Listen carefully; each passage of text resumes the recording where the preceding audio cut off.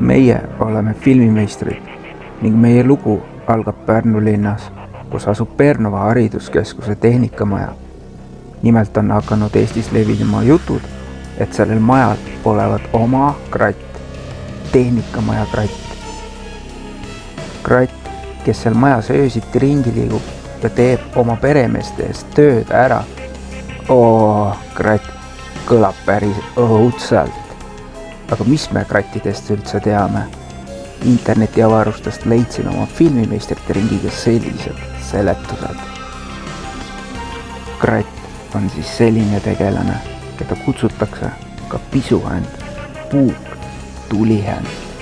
On Eesti folklooris nõiduslik olend, kes tule või sädemejoana ringi lennates mitmesugust vara, vilja, rõivaid, raha oma peremehele kokku veab. Piltlikult võidakse kratiks nimetada ka varast või vallatut last. Kuid kratti seostatakse pigem inimese loodud olendina, kellel puuduvad inimlikud omadused. Krati tegemise kohta on internetiavarustest üpris detailseid õpetusi.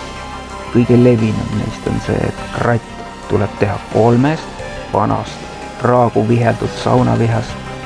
Need luuavarre ümber siduda, hõõguv süsi südameks panna ja kõige pimedamalt ja pilvisemalt täiskuu neljapäeva ööl 3 T-ristil vanakuradiga leping sõlmida. Lepingu sõlmimiseks tuleb krati hõõguvale südamele 3 tilka enda verd poetada. Kratti kirjeldatakse kui üleloomulikku, pool inimest, pool looma. Tal on tavaliselt punane habe ning kratile peab kogu aeg tööd andma, et too peremehele kallale ei läheks ning teda endaga vanapagana juurde maa alla ei viiks.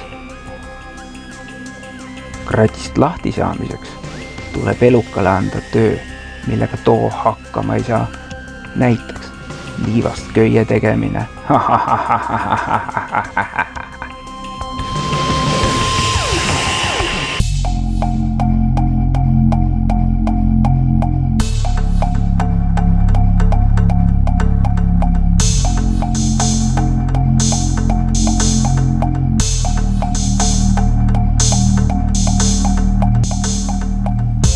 Ühel tormisel sügisõhtul otsustasid filmimeistrid seda Pernova tehnikamajas toimuvat lähemalt uurida. Kas tõesti on Eestis kaasajal uuesti kasutusele võetud kratid, kes teevad öössel oma peremehe eest kõik tööd ära? Milline üldse võiks välja näha üks tänapäevane kratt? Niisiis pakkisime oma filmikaamerad kokku ja sõitsimegi Pärnusse.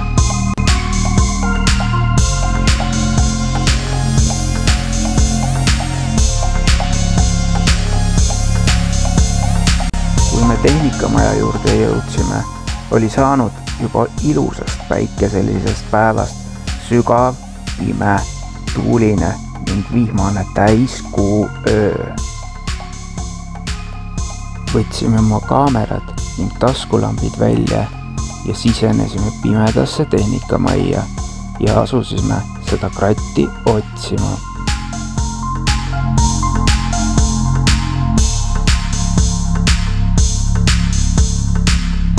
Edasi räägib juba filmitud materjal oma loo ise, mida me seal tehnikamas nägime ning kogesime.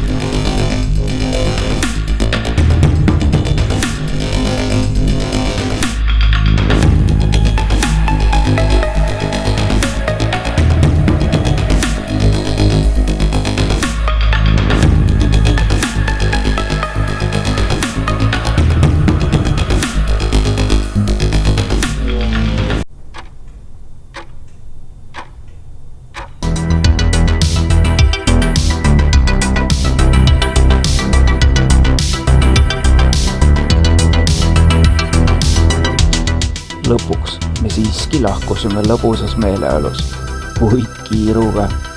Natukene oli ka hirm veel kah naha vahel.